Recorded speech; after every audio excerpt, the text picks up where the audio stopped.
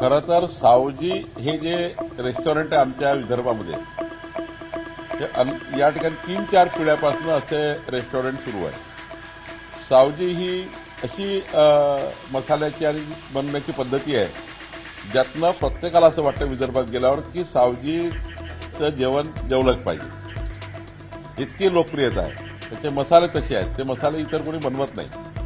त्यामुळं त्यांच्या उद्योगाबद्दल सरसकट त्या ठिकाणी टिप्पणी करणे कुठल्याही अधिकाऱ्यांना योग्य नाही. त्यांनी त्यामध्ये जे काही त्या ठिकाणी वाटतं की ते आरोग्याला धोकादायक आहे किंवा इमेजबाजी झाली आहे त्या ठिकाणी ठीक आहे. पण सावजी हा व्यवसाय या विदर्भाची आता शान आहे. जगातल्या कित्येक देशामध्ये आता सावजीची मागणी त्या ठिकाणी भरपूर ठिकाणी सावजी हे पक्वान्न जातं त्यांचा जे काही नॉनव्हेज वगैरे आहे.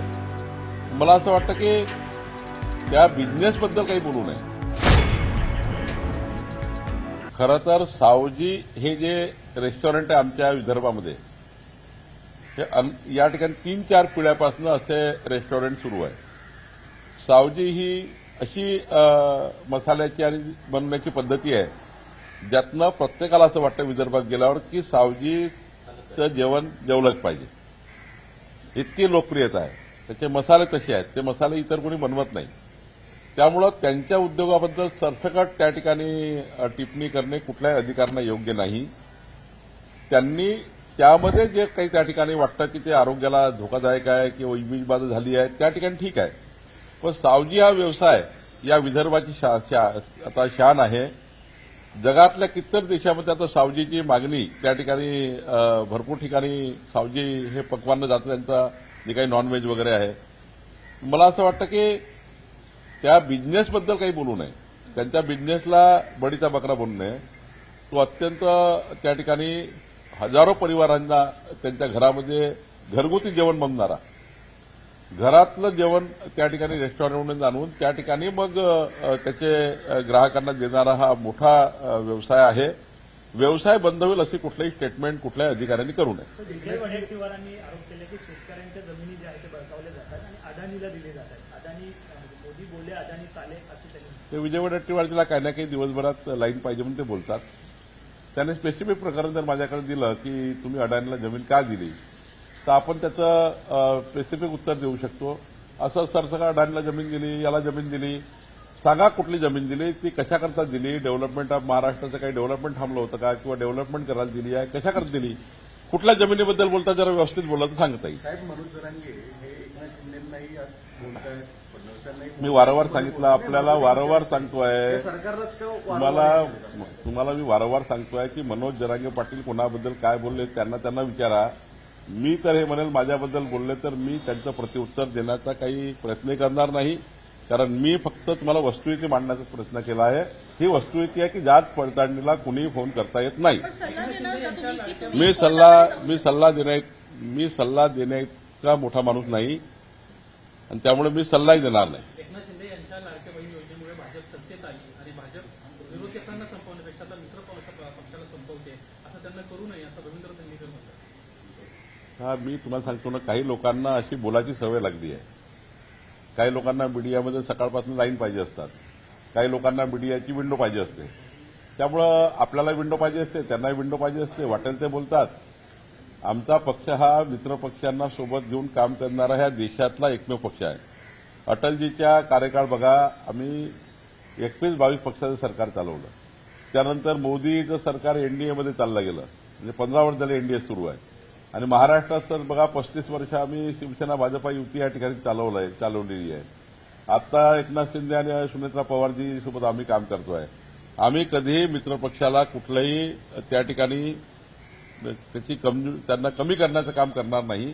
मित्र पक्षाला कशी बळकटी देता येईल, मित्र पक्षाला कशी बळकटी देता येईल असं काम भारतीय जनता पार्टीच्या अजेंड्यावर आहे. आम्ही रोज करतो आहे. मित्र पक्षांना सोबत घेऊनच सरकार चालू शकतं, या भूमिकेशी मी सहमत आहे. महाराष्ट्रात सुद्धा 13 पक्षाच्या युतीचं आमचं सरकार आहे, त्यांना सुद्धा आम्ही सोबत घेऊन काम करतो आहे. त्यामुळे भाजपा मित्र पक्षाला मजबूत करण्याचं काम करतं, त्यांना बळकटी देण्याचं काम करतं. धनगेकरनी काँग्रेसचा पूर्व इतिहास तपासून घेतला पाहिजे. काँग्रेसचंच त्या ठिकाणी ब्लड आहे की त्यांच्यासोबत गेलेल्या व्यक्तीला खाऊन टाकतात, असं ब्लड काँग्रेस पार्टीचं आहे. भारतीय जनता पार्टीचं ब्लड हे या ठिकाणी सर्वाला सोबत घेऊन काम करण्याचा आहे. मुद्दा असा आहे की जरी तुम्ही टीकेला उत्तर देत नसाल मात्र जरांगेचं थेट म्हणणं असं आहे की बावनकुळे फडणवीसांच्या सांगण्यावरून बावनकुळे असं करताय किंवा अर्ज करताय. मी तुम्हाला वारंवार सांगतो, जात पडताळणीला कुणी फोन करू शकत नाही. मुख्यमंत्रीजी नाही, मी नाही, कुणी करता येत नाही. ती या ठिकाणी अशी समिती आहे, तिला कॉन्स्टिट्युशनली पॉवर आहे. अशा समितीला कुणालाच फोन करता येत नाही. त्यामुळं वारंवार मी सांगेन तुम्हाला की तुम्ही मला किती असं विचारलं तरी काही याच्यात अर्थ नाही. या प्रक्रियेबद्दल बोलणं सुद्धा चुकीचं आहे. जात पडताळणीला सार्वजनिक आक्षेप घेणं हे सुद्धा माझं चुकीचं आहे. किंवा जरांगे साहेबाच्या म्हणण्यालाही काय आक्षेप घेणं चुकीचं आहे, कारण ते जात पडताळणीबद्दल बोलत आहे. जात पडताळणी ही अंतर हायकोर्ट आहे. जात पडताळणीचा निर्णय झाल्यावर डायरेक्ट हायकोर्ट आहे, सरकार नाही आहे. त्यामुळं त्यांना प्रत्येक गोष्टीच्या जे एखादी सर्टिफिकेट का रिजेक्ट केली याचं उत्तर हायकोर्टाला द्यावं लागतं. जात पडताळणीला तर सरकारला द्यावं लागत नाही. तर मी वारंवार सांगतो, सरकारला उत्तर द्यावं लागतं जात पडताळणीला. एखादी केस कोर्टात दिली आणि त्यांनाही माहिती असतं जात पडताळणीला की हे केस कोर्टात जाणार आहे. त्यामुळे कोर्टात त्या ठिकाणी त्यांचे उत्तर जात असतात. त्यामुळे याच्यामध्ये सरकारचा काही संबंध नाही आहे, कुठलाच संबंध येत नाही. जात पडताळणी कमिटी नियुक्त करण्यापर्यंत तिचे अधिकारी देतपर्यंत सरकारचा संबंध आहे. एकदा समितीला अधिकारी दिला की कुणाच्या हाती काही राहत नाही. त्यामुळं यावर या समितीच्या स्ट्रक्चरवर आक्षेप घेणं मी चांगलं नाही, माझ्याकडे चांगलं नाही आहे. आणि त्यांना फोन करणे सुद्धा चुकीचं आहे, त्यांना काही सांगणं चुकीचं आहे. उद्या ते आदेशामध्ये देऊ शकतात की मंत्री यांचा फोन आला होता, आमदाराचा फोन आला होता. त्यांना पूर्ण अधिकार आहेत. त्यामुळे या प्रक्रियेत कुणीच बोलू शकत नाही. मनोज जरांगे तीनदा मुंबईत आले, पुला उधळला, मागण्या मान्य झाल्या म्हणून घोषणा केल्या. आता 28 तारीख 29 ऑगस्टची डेडलाईन सरकारला दिली, नाहीतर आमरण उपोषण कधी म्हणताय. मी तुम्हाला सांगतो की जरांगे पाटील साहेबाबद्दलच्या ज्या काही भूमिका आहेत त्या भूमिका मराठा आरक्षण समिती आमच्याकडे आहे. मराठा उच्चस्तरीय उपसमिती आहे, त्या ठिकाणी त्यांची बैठक घेण्याकरता एक स्पेशल व्यवस्था केली आहे की एक मराठा समाजाकरता एक कॅबिनेटची सब कमिटी केली आहे. ती सब कमिटी सर्वच त्या ठिकाणी निर्णय करतं आणि त्यामुळे काही निर्णय राहिले असतील ती सब कमिटी करेल, आमचं सरकार करेल. ज्या काही भूमिका त्यांनी घेतल्या असतील त्या मराठा समाजाच्या उन्नतीकरता त्या भूमिका महाराष्ट्र सरकारने नेहमी स्वीकारलेल्या आहे. मराठा समाजाच्या उन्नतीच्या ज्या बाबी आहेत त्या सर्वच सरकारने पूर्ण करण्याचा प्रयत्न केला आहे. पुढच्या काळात जर काही बाबी राहिल्या असतील तर पुन्हा सरकार चर्चा करेल. तसं ओबीसीचं आहे, ओबीसी सब कमिटीच्या मध्ये जे काही ओबीसी समाजाचं आहे ते ओबीसी सब कमिटी निर्णय करतं. त्यामुळे या राज्यामध्ये दोन्ही समाज सारखे राहावे, ओबीसीचे हक्क ओबीसीला मिळावे, मराठा समाजाचे हक्क मराठा समाजाला मिळावे, या ताटातलं त्या ताटात जाऊ नये ही भूमिका आमची आहे. त्यामुळे कुणी याच्याबद्दल सरकारच्या भूमिकेबद्दल शंका घेण्याची गरज नाही. परवा हे जे नौटंकी आहेत काँग्रेस पार्टीचे लोक यांनी त्या ठिकाणी ओबीसी जागर यात्रावर काढून नौटंकी करण्याचा प्रयत्न केला. माननीय प्रधानमंत्री मोदीजींनी केंद्र सरकारने मान्यच केलं की जातनीय जनगणना होणार आहे. तर जातनीय जनगणना होणार आहे ना माहिती आहे, तरी नौटंकी करून मोर्चे काढतात आहे, तरी नौटंकी करून त्या ठिकाणी जागर यात्रा काढतात आहे. आतापर्यंतच्या केंद्र सरकारने कधी संविधानामध्ये तरतूद केली नाही. म्हणजे संविधानामध्ये त्या ठिकाणी आपल्याला कलम करावं लागतं, संविधानामध्ये काही त्या ठिकाणी सुधारणा करावी लागतं आजच्या परिस्थितीप्रमाणे. तर त्या ठिकाणी कोणती सुधारणा केली नाही. आणि आता जेव्हा केंद्र सरकारने हा महत्वाचा निर्णय घेतला जनगणना करण्याचा, जातनीय जनगणना करण्याचा, तशा तरतुदी केल्या, तशा त्या ठिकाणी कायदा आणून तरतुदी केल्या आणि कायदा आणला, तरतुदी झाल्या, आता ते होणार आहे हे काँग्रेस पार्टीला माहिती आहे.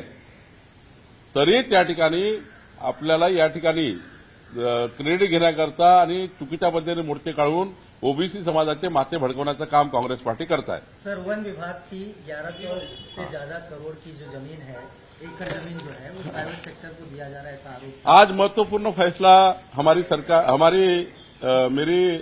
मेरी अर्धन्यायिक जो कोर्ट है, मेरे अर्धन्यायिक कोर्ट में जो केसेस चलती है, कौशी जुडिशियली कोर्ट है रेवेन्यू डिपार्टमेंट का, उसका मेरे अंडर में केसेस चलती है. उसमें एक बहुत बड़ा मामला आया था, संजय गांधी उद्यान की भाईंदरपाड़ा की 1100 एकड़ जमीन, जो जमीन कोई प्राइवेट व्यक्ति के नाम से लगाना चाहिए, ऐसा एक केस था.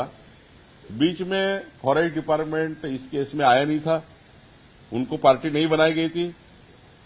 फिर हमने सुमोटो पार्टी इसको बनाई और फॉरेस्ट का भी पूरा सुनकर हमने ये निर्णय किया। मैंने कल आदेश पारित किया है। अब संजय गांधी उद्यान की 1100 एकड़ जो जगह है भाईंदरपाड़ा की, वो फॉरेस्ट की रहेगी। कोई भी प्राइवेट व्यक्ति उसके ऊपर क्लेम नहीं कर पाएगा, केवल वो फॉरेस्ट की रहेगी। ये निर्णय लिया गया। ये निर्णय के ऊपर बहुत लोगों ने आक्षेप लिया था कि सरकार की ऐसी मंशा है कि ये संजय गांधी उद्यान की जमीन को बर्बाद करना चाहते हैं। हमारी जो क्वासी जुडिशियल ऑर्डर है वो ये कहती है कि अभी वो जमीन फॉरेस्ट की है। जरांगे पाटिल जी का कहना है कि आपका नार्को टेस्ट होना चाहिए क्योंकि मराठा समाज के कई सर्टिफिकेट हैं, आपके कहने पर रद्द किए गए। निश्चित रूप से कोई भी टेस्ट करनी चाहिए, उसका तो वो अधिकार है मांगने का, और मैं भी सब चीज के लिए तैयार रहता हूं। लेकिन वो जो कहते हैं कि बावनकुले जी ने ये किया, उन्होंने वो किया, वो ऐसा कर नहीं सकता कोई। जो हमारी कास्ट वैलिडिटी कमेटी होती है, ये कमेटी को कोई फोन नहीं कर सकता। वो एक क्वासी जुडिशियल टाइप कमेटी होती है, वहां पे जुडिशियल कमेटी होने के नाते उसको कोई भी फोन नहीं कर सकता, मंत्री फोन नहीं कर सकते, उनको कोई डिक्टेशन नहीं दे सकते हैं। उनका सीधा अधिकार हाईकोर्ट को है। अब कास्ट वैलिडिटी कमेटी ने अगर कोई गलत निर्णय लिया, ऐसा लगता है किसी को, तो हाईकोर्ट जाकर उसको दुरुस्त कर सकते हैं। हाईकोर्ट में सारा सबमिट होता है।